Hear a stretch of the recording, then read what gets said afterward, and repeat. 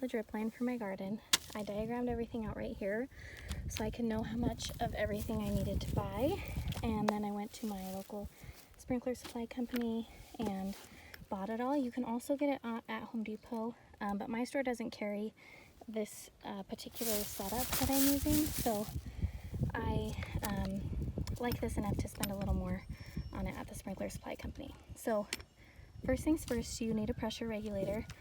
This might not always be the case, but for us we definitely need one. The flow comes through this way, and you know that because little arrow. So you're going to need to adapt it to fit into a 1/2-inch tubing. That's what this is. This is the adapter, and then this is just coupling together the water pressure regulator and then the adapter, and then this is on crooked, but this just is an adapter so that it can hook up to a regular hose. In this case, I will actually be hooking it up to this timer automatic water so that I can have this be totally hands-free. And you can pipe this into like a box if you have an extra zone, I think they're called. We don't, so, and we're still figuring out how to use that.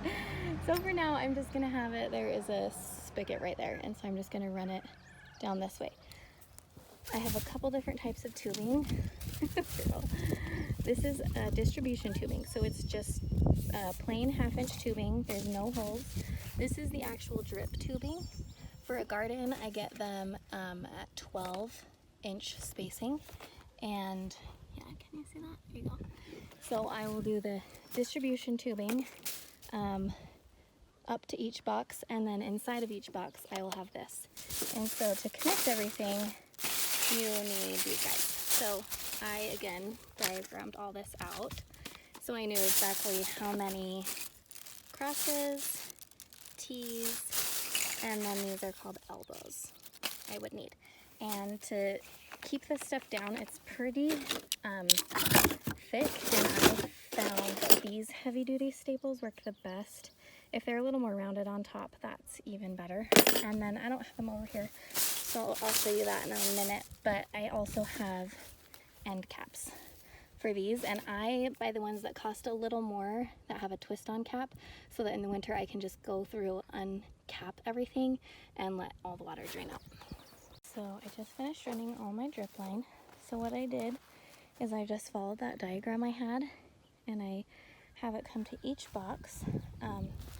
Let's see, this is a good example. So like right there, there's a T, so it can run to that box, and then so that it can come up here and run to this box and to this box. So you'll need crosses and T's to divide it, and then to the boxes you'll need 2 elbows, one for this bottom turn and then one for the top turn. And then once you get inside of the box, you connect the actual drip tubing. So this is 12-inch spacings, which I like for my garden, and that just means there's 12 inches between the holes. And then on the end I have a cap, and this way they're ones that you can twist on and off, and that makes it easy in the winter. I can twist all of them, take all the caps off, and drain the tubes. Are you sick of being out here?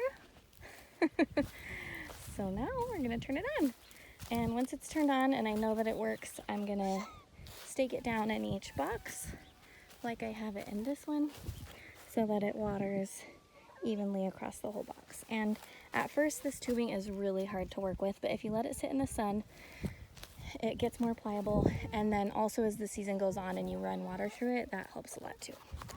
Okay, come on. So that is the sound of all the air coming out of the tubes. We have water over here. Water to this box.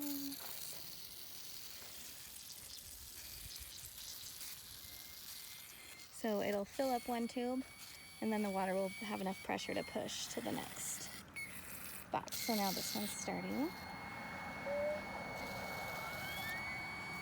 And now this one's starting. So you can see the water coming out right there.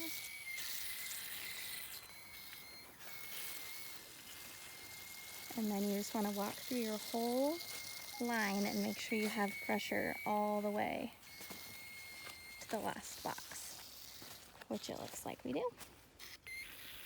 Success!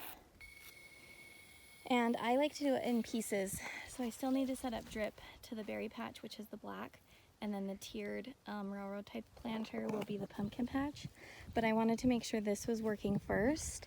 That way, if at some point it stops working, I know like what was working before, and I can troubleshoot more easily. Are you making that same sound? Awesome. This is working really good. I have one cap that needs tightened, but other than that, I think we're good.